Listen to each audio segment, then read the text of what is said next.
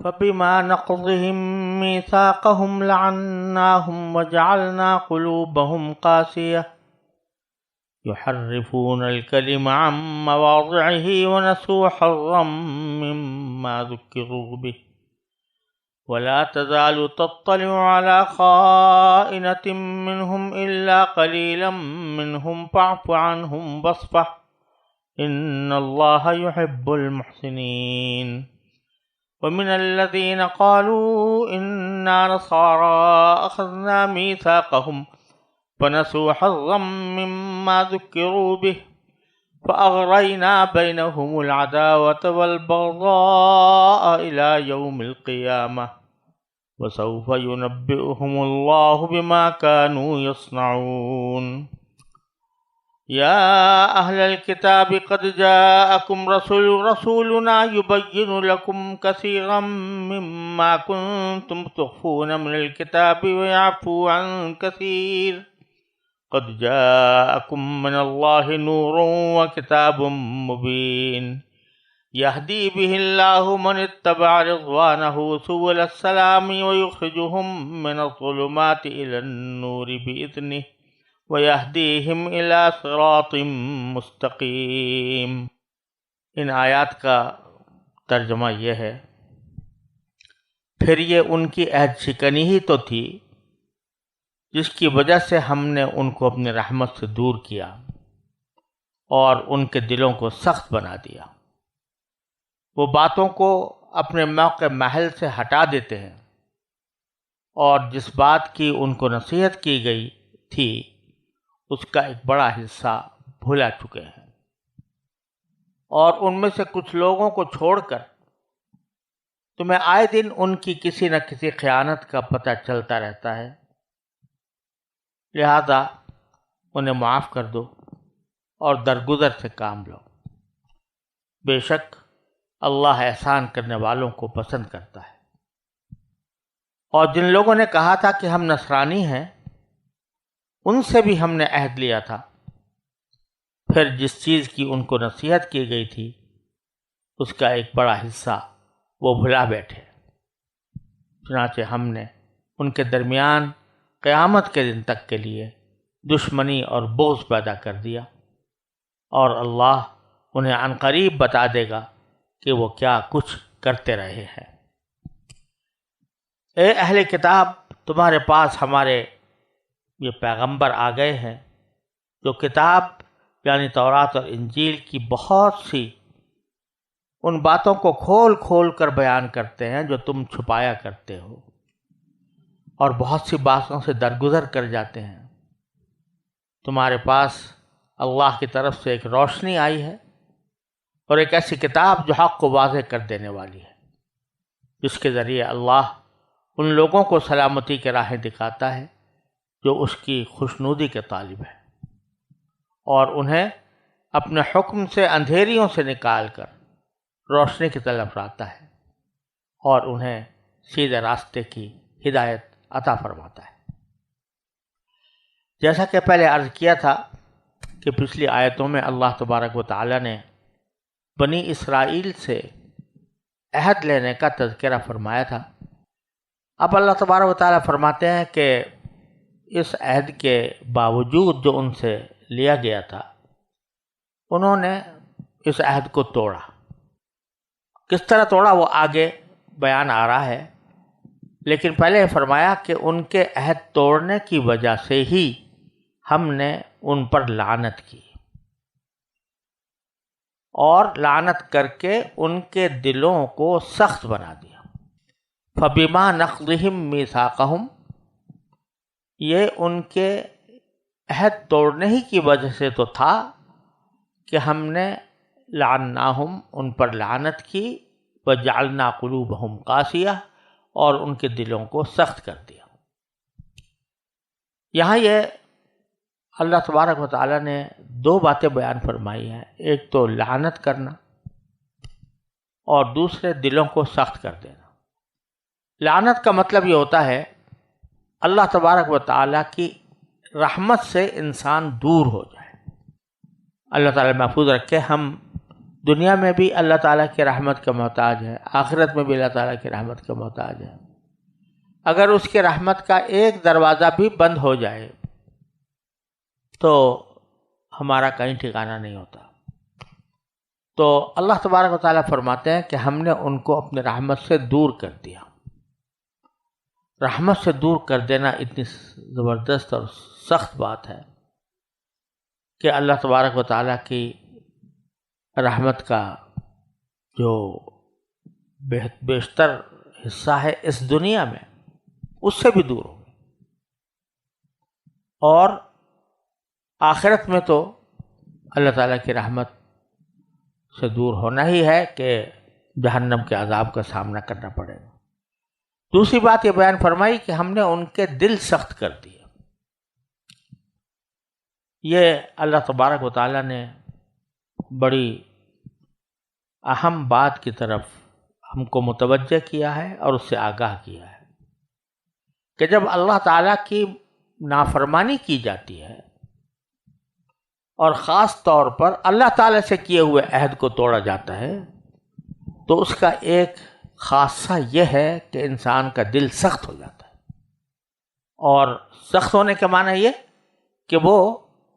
نیک بات کو، اچھی بات کو نہیں سمجھتا،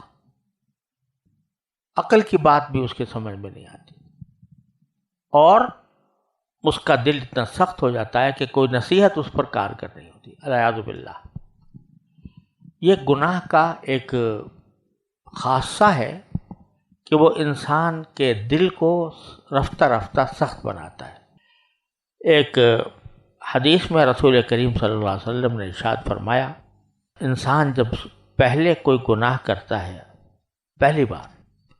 تو اس کے دل پر ایک سیاہ نقطہ لگ جاتا ہے، جس کی برائی کو وہ ہر وقت ایسا محسوس کرتا ہے جیسے کسی صاف سفید کپڑے پر ایک کالا داغ ہے۔ وہ ہر وقت دیکھنے سے انسان کو تکلیف ہوتی ہے۔ پھر اگر اس نے متنبہ ہو کر توبہ کر لی اور آئندہ گناہ سے باز آ گیا تو وہ نقطہ جو اس کے دل پر لگا تھا وہ مٹا دیا جاتا ہے، اور اگر اس نے پرواہ نہ کی بلکہ دوسرے گناہوں میں مبتلا ہوتا چلا گیا تو ہر گناہ پر ایک نقطہ سیاہ کا اضافہ ہو جائے گا، یہاں تک کہ اس کے دل کا صفحہ ان نقطوں سے بالکل سیاہ ہو جائے گا۔ اس کے قلب کی اس وقت یہ حالت ہو جائے گی جیسے کوئی برتن اوندھا رکھا ہو کہ اس میں کوئی چیز ڈالی جائے تو فوراً باہر آ جاتی ہے، اندر کوئی چیز داخل ہی نہیں ہوتی۔ اور اسی کو قرآن کریم نے دوسری جگہ ران سے تعبیر کیا ہے، کلا بل ران علی قلوبہم ما کانوا یکسبون، اس لیے کیونکہ وہ دل سخت ہو گیا اور اس پر سیاہ نقطے لگ گئے تو کوئی خیر اور نیکی کی بات اس کے دل میں نہیں جم۔ اس وقت اس کے دل کی یہ کیفیت ہو جاتی ہے جسے تعبیر کیا گیا ہے کہ حدیث میں کہ لا یعرف معروفا ولا ینکر منکرا، لا یعرف معروفا ولا ینکر منکرا،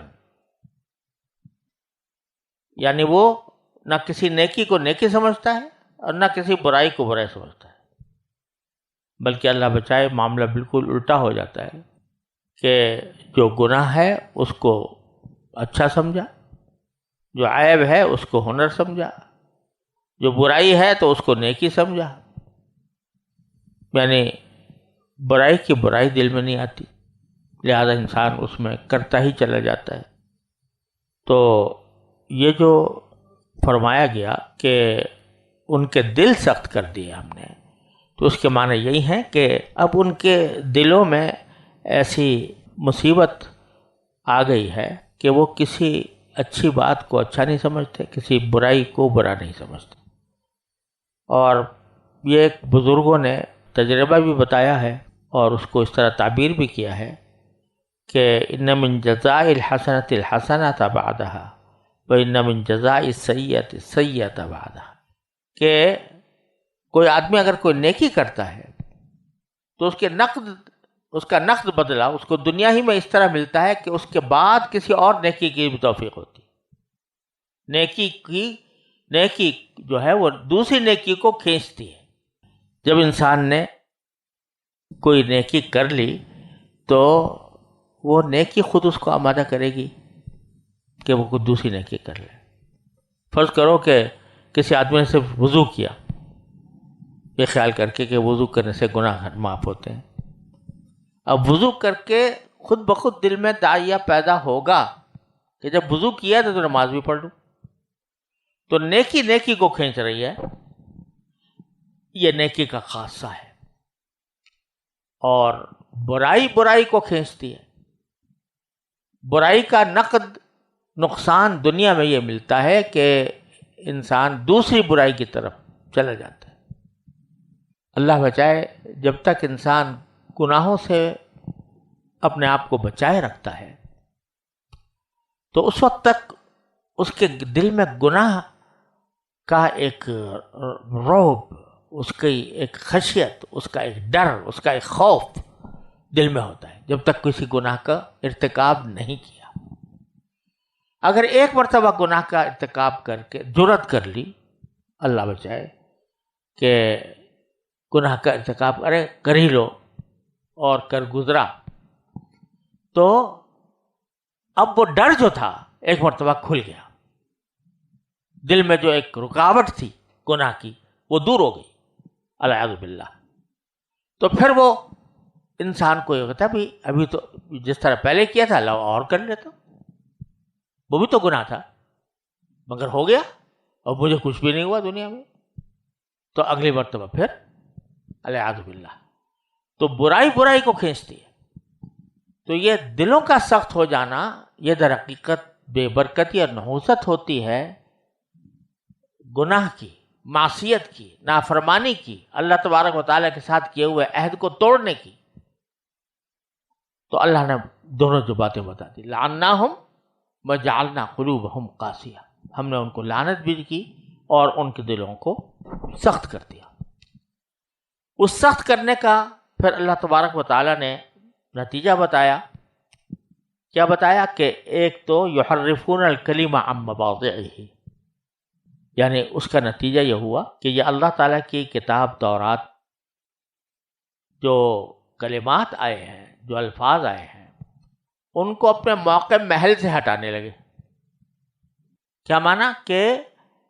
تورات میں جو احکام اللہ تبارک و تعالیٰ نے عطا فرمائے تھے ان کے الفاظ میں بھی بعض اوقات تحریف کر دی، اپنی طرف سے کوئی لفظ بنا دیا، ایک کی جگہ دوسرا لفظ لکھ دیا، یا پھر اس کی تفسیر اس طرح کی کہ جو اس کا موقع محل تھا اس سے اس کو ہٹا کر کسی اور کانٹیکسٹ میں، کسی اور سیاق میں اس کے معنی انہوں نے بیان کر دی. اس کو تحریف معنی بھی کہتے ہیں. آپ ذرا دیکھیے کہ دلوں کے سخت کرنے کے فوراً بعد اس کا ذکر کیا گیا ہے. یعنی آدمی کا دل جب اللہ بچائے سخت ہو جاتا ہے تو وہ اس کی جرأت ہو جاتی ہے کہ اللہ کی کتاب میں اپنے آپ سے تحریف کرے، چاہے لفظی چاہے معنوی. دل کی سختی کی انتہا یہ ہے. ورنہ اگر کوئی کتنا ہی گیا گزرا مثلا مسلمان ہے، مثال کے طور پر نہ نماز پڑھتا ہے، نہ روزہ رکھتا ہے، نہ بہت زیادہ احتیاط کرتا ہے، لیکن اگر اس سے کہا جائے قرآن کو بدل دو، مر جائے گا لیکن نہیں کرے گا. لیکن جب اللہ بچائے دل سخت ہو جائے اور برائی برائی نہ رہے، اچھائی اچھائی نہ رہے، تو پھر آدمی اس حد تک پہنچ جاتا ہے کہ اللہ کی کتاب میں تبدیلی کرنا شروع کر دیتا ہے. یحرفون الکلم عن مواضعہ، اس کے موقع محل سے الفاظ کو ہٹا دیتے ہیں. یعنی اپنے طرف سے لفظ بڑھانا گھٹانا یہ بھی کرتے ہیں، اور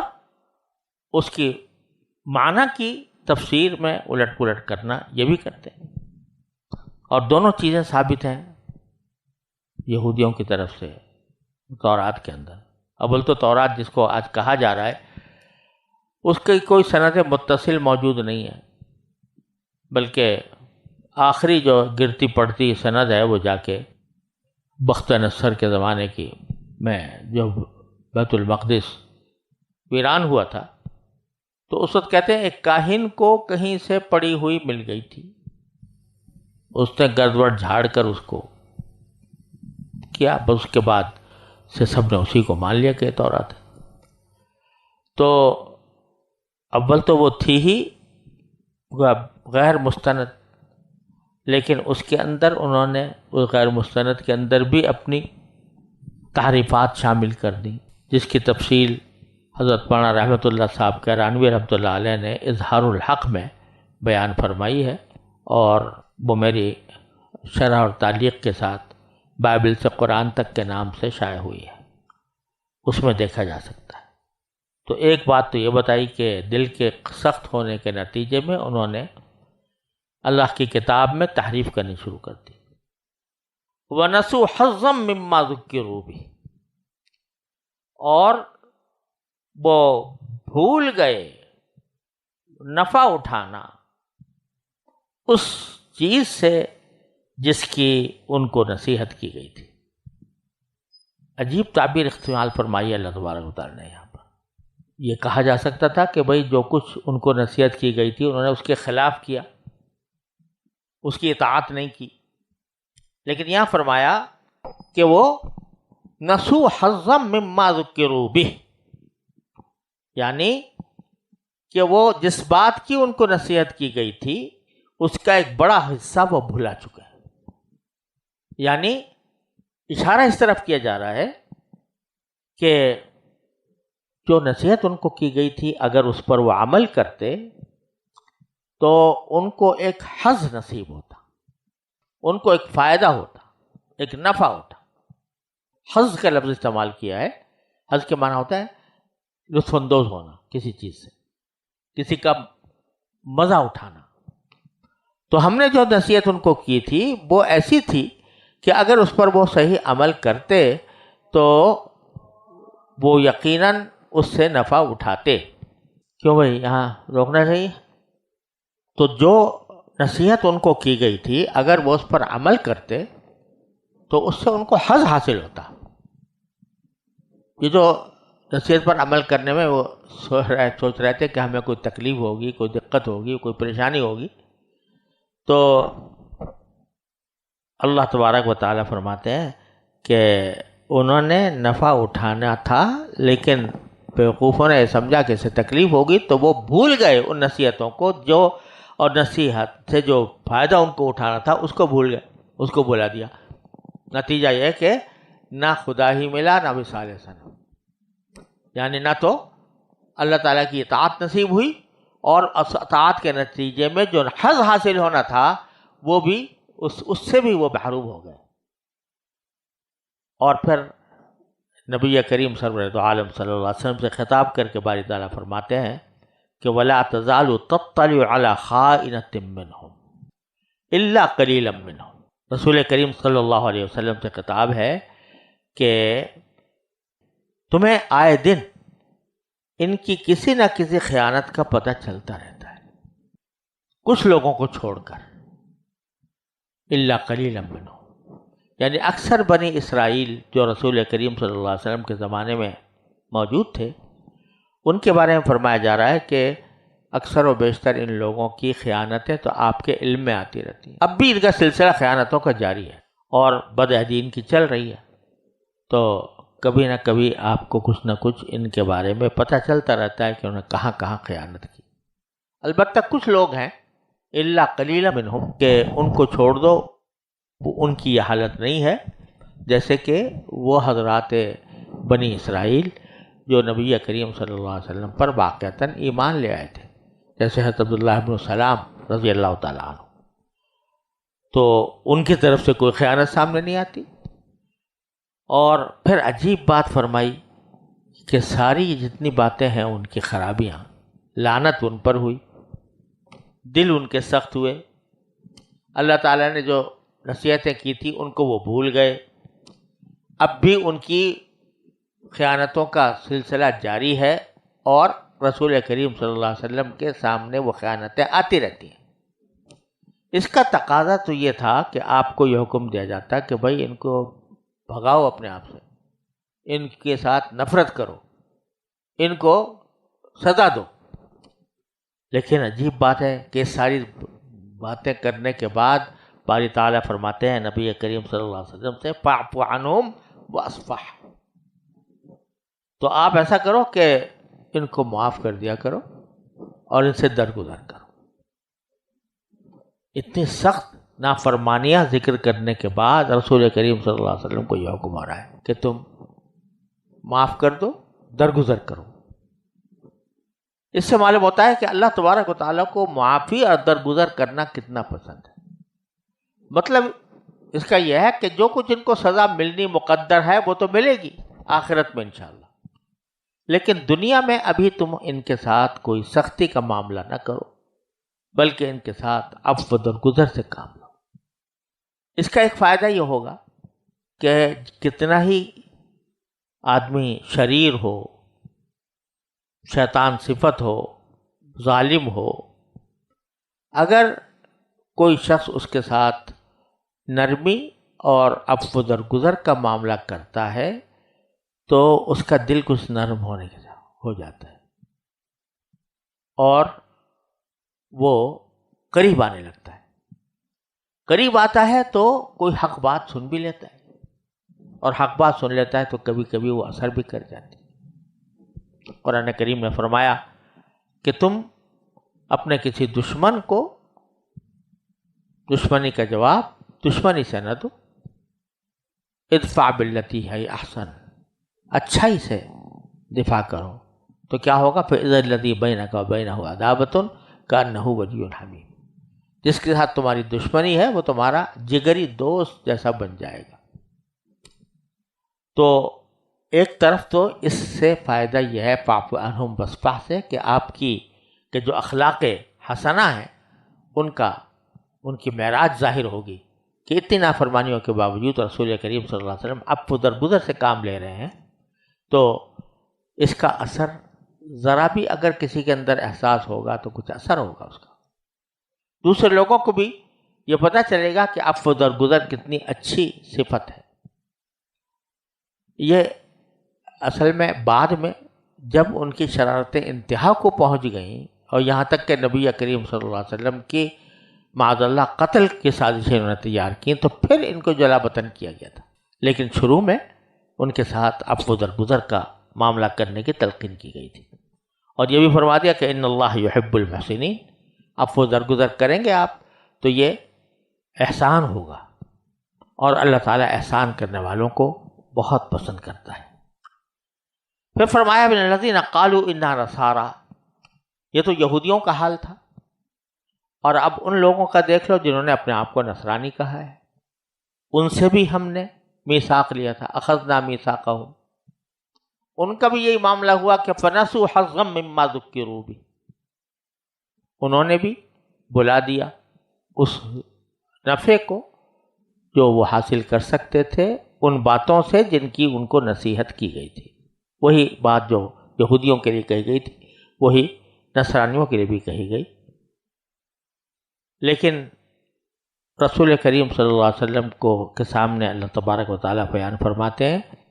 کہ ان کے اس عمل کی وجہ سے، نصارہ کے اس عمل کی وجہ سے ہم نے کیا کیا کہ فَأَغْرَيْنَا بَيْنَهُ الْعَدَاوَةَ وَالْبَغْضَاءَ إِلَى يَوْمِ الْقِيَامَةِ، ہم نے ان کے درمیان آپس میں دشمنی اور بغض لگا دیا ہے، قیامت تک بغض پیدا کر دیا، اور یہ قیامت تک رہے گا۔ یعنی نصرانیوں کے اندر، عیسائیوں کے اندر آپس میں ایک دوسرے کے ساتھ بغض، یہ اس لیے اشارہ فرمایا جا رہا ہے کہ اس سے مراد در حقیقت یہ ہے کہ ان کے مختلف فرقے ہیں عیسائیوں کے، اور ایسے فرقے ہیں کہ ایک دوسرے کے جان کے دشمن، ایک دوسرے کے کسی بھی طرح روادار نہیں، جیسے مثلا پروٹسٹنٹ ہے، نیا فرقہ پیدا ہوا، رومن کیتھولک ہے، پرانا فرقہ ہے، ان دونوں کے درمیان جنگوں کی ایک متناہی داستانیں ہیں، کس طرح ان کے درمیان جنگ ہوتی رہی ہے آپس میں، اور اسی طرح اور فرقے ہیں، کئی فرقوں کا ایک غیر متناہی سلسلہ ہے نصرانیوں کے ہاں، تو ان کے درمیان وہ بغض۔ اب یہ جو آج لوگوں کے سامنے شاید ایسی بات آتی ہے کہ بھائی جتنے عیسائی ہیں اب یورپ میں امریکہ میں وہ تو بڑے صلح صفائی سے رہ رہے ہیں، کوئی آپس میں نہ لڑائی ہے نہ جنگ ہے نہ کچھ ہے۔ تو پہلی بات تو یہ سمجھنی چاہیے کہ وہ جو اپنے آپ کو آج عیسائی کے نام سے پکارے جاتے ہیں، حقیقت میں ان میں سے اکثریت تو وہ ہے جو لا مذہب ہے، کوئی مذہب، کسی مذہب کی حقانیت کے وہ قائل نہیں ہے، یا ایسے ہیں جو کہتے ہیں مذہب ہے تو اچھی چیز مگر اس کام کے لیے ہے تاکہ اس سے آدمی سکون حاصل کرے، اس میں حق باطل کا کوئی مسئلہ نہیں ہے۔ کسی کو اگر نماز پڑھنے میں مزہ آتا ہے، اس سے سکون ملتا ہے، نماز پڑھ لے۔ کسی کو بت کے سامنے کھڑے ہو کر ڈنڈوت کرنے میں مزہ آتا ہے، اس میں سکون ملتا ہے، وہ کر لے۔ یہ سب مذہب ہے، سب برحق ہے۔ تو بہت سے لوگ اب نام ان کا عیسائی، لیکن حقیقت میں وہ عیسائی نہیں ہے، اور جہاں تک جو اصلی عیسائی ہیں ان کے درمیان، فرقوں کے درمیان اب بھی مخاصمت موجود ہے۔ اور آگے بتایا باری تعالیٰ نے کہ وَسَوْفَ يُنَبِّئُهُمُ اللَّهُ بِمَا كَانُوا يَصْنَعُونَ، اللہ تعالیٰ ان کو عنقریب بتا دے گا وہ کام جو وہ کیا کرتے تھے، یعنی آخرت میں سب کچھ پتہ چل جائے گا کہ ہم نے کیا کیا تھا، اور ہمارے آپس میں جو دشمنیاں تھیں اس کا کیا نتیجہ نکلا۔ پھر اللہ تعالیٰ دونوں فریقوں کو، یہودی اور نصرانی جن کا بھی ذکر آیا تھا، تو ان کو محبت اور پیار سے دعوت دیتے ہیں، اسلام کی دعوت دیتے ہیں، کیا کہ اے اہل کتاب یا اہل کتاب قد جاءکم رسولنا، دیکھو تمہارے پاس یہ ہمارے پیغمبر آ گئے، یبین لکم کثیرا مما کنتم تخفون من الکتاب، یہ پیغمبر ایسے آ گئے ہیں جو کتاب یعنی تورات اور انجیل کی بہت سی ان باتوں کو کھول کھول کر بیان کرتے ہیں جو تم چھپایا کرتے تھے۔ اب تو تم پر واضح ہو جانا چاہیے، تم نے کچھ جو چھپائی تھی باتیں، تعریف کی تھی، اب ہمارے رسول صلی اللہ علیہ وسلم نے تمہارے سامنے کھول کھول کر بیان کر دی کہ حقیقت کیا تھی۔ تو بہت سی باتیں تو کھول کھول کر بیان کر دیتے ہیں اللہ تبارک و تعالیٰ کے حکم سے لوگوں کو کہ دیکھو انہوں نے یہ گڑبڑ کی تھی، دیکھو تم نے یہ گڑبڑ کی تھی، تمہیں بتا دیتے ہیں۔ وَيَعْفُو عَنْ كَثِيرٍ، اور بہت سی باتوں سے تو درگزر ہی کر جاتے ہیں، یعنی ساری نہیں بتاتے، تمہاری ساری خرابیاں نہیں بتاتے، بلکہ موٹی موٹی خامیاں لوگوں کے سامنے واضح کر دیتے ہیں، اور تمہاری بہت سی چیزوں پر تو پردہ ڈال رکھا ہے۔ تو غنیمت سمجھو اس کو کہ یہ پیغمبر آئے ہیں تو ان کی بات کو سنو اور ان کی بات مانو۔ پھر فرمایا قد جاءکم من اللہ نور و کتاب مبین، تمہارے پاس اللہ تعالیٰ کی طرف سے ایک نور آ گیا ہے، روشنی آ گئی ہے، اور ایک ایسی کتاب آ گئی ہے جو کھول کھول کر حقیقت کو بیان کرنے والی ہے۔ اب دیکھیے دو چیزیں بیان فرمائیں، ایک نور اور ایک کتاب مبین۔ نور سے مراد ہے رسول کریم سرور دو عالم صلی اللہ علیہ وسلم کی تعلیمات کا نور، آپ کی تفسیرات کا نور، اور کتاب سے مراد ہے قرآن کریم۔ لیکن اگر آدمی کے پاس کتاب ہو اور نور نہ ہو، یا تو آنکھوں میں نور نہیں ہے یا ماحول میں نور نہیں ہے۔ کتاب بہترین ہے، اس میں بہترین باتیں لکھی ہوئی ہیں، لیکن اس سے انسان کوئی فائدہ نہیں اٹھا سکتا۔ کیوں نہیں اٹھا سکتا؟ کہ یا تو میری آنکھ میں نور نہیں ہے، اعوذ باللہ، یعنی میری بینائی نہیں ہے، نہیں فائدہ اٹھا سکتا، یا بینائی ہے لیکن چاروں طرف ظلمت چھائی ہوئی ہے، تاریکی ہے، کیسے پڑھے گا؟ پڑھ نہیں سکتا۔ تو اس حالت میں کے لیے کتاب بے فائدہ ہو جاتی ہے، بیکار ہو جاتی ہے۔ تو اللہ تعالیٰ فرماتے ہیں ہم نے صرف کتاب نہیں بھیجی، نور بھی بھیجا ہے، اور نور سے مراد ہے نبی کریم سرور دو عالم صلی اللہ علیہ وسلم کی تعلیمات کا نور، آپ کی تفسیر قرآن کا نور۔ تو قدر کرو اس بات کی، اس وقت تمہارے پاس کتاب تو ہے تورات اور انجیل، لیکن کوئی اس کو صحیح سکھانے والا نہیں، اس کا صحیح بتانے والا نہیں، اس کی تفسیر کرنے والا نہیں۔ ہم نے اب تمہارے پاس کتاب بھی بھیجی ہے اور اس کے ساتھ نور بھی بھیجا ہے کہ جس کے ذریعے تم اس کتاب سے نفع اٹھا سکو، اس سے فائدہ اٹھا سکو، تو اس کی قدر کرو۔ تمہارے پاس نور بھی آیا ہے اور ایک واضح کرنے والی کتاب بھی آئی ہے، یہدی بہ اللہ من اتبع رضوانہ سبل السلام، اور یہ کتاب ایسی ہے کہ اللہ تبارک و تعالی اس کے ذریعے اللہ ان لوگوں کو سلامتی کی راہیں دکھاتا ہے جو اس کی خوشنودی کے طالب ہیں، اور انہیں اپنے حکم سے اندھیریوں سے نکال کر روشنی کی طرف لاتا ہے اور انہیں سیدھے راستے کی ہدایت فرماتا ہے۔ یہ کتاب ایسی ہے کہ یہ ہدایت کرتی ہے انسان کو، لیکن ساتھ میں قید یہ لگا دی من اتبع رضوانہ، جو اللہ تعالیٰ کی خوشنودی کے طالب ہیں۔ یعنی پہلی شرط یہ ہے کتاب سے فائدہ اٹھانے کی کہ آدمی طالب بنے، حق کا طالب بنے، پہلے سے دماغ میں کوئی عقیدہ رکھ کر، پہلے سے کوئی گمان رکھ کر کتاب پڑھے گا تو گمراہ ہوگا۔ لیکن من اتبع رضوانہ، جو اللہ کی خوشنودی کی اتباع کرتا ہو، اسی کا طالب ہو، اس کو اللہ تعالیٰ ہدایت کرتا ہے۔ کاہے کی ہدایت کرتا ہے؟ سبل السلام، سلامتی کے راستوں کی، سلامتی کے راستوں کی۔ اب سلامتی کے اندر ساری چیزیں آ گئی، دنیا کی سلامتی، آخرت کی سلامتی، ان سب کی چیزوں کی ہدایت کرتا ہے۔ وَيُخْرِجُهُم مِّنَ الظُّلُمَاتِ إِلَى النُّورِ، اور ان کو ظلمتوں سے،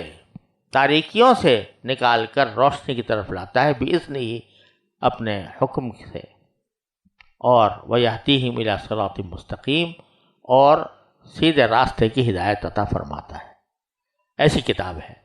کہ تمہارے پاس آئی ہے، اس کی یہ صفات ہیں، وہ ہدایت کرتی ہے، اندھیریوں سے نکالتی ہے، روشنی میں لے جاتی ہے، اور سیدھے راستے کا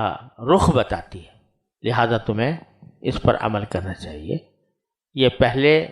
یہودیوں کی کے عہد و میثاق کا ذکر کیا، ان کی بدعہدی کا ذکر کیا، پھر نصاریوں کے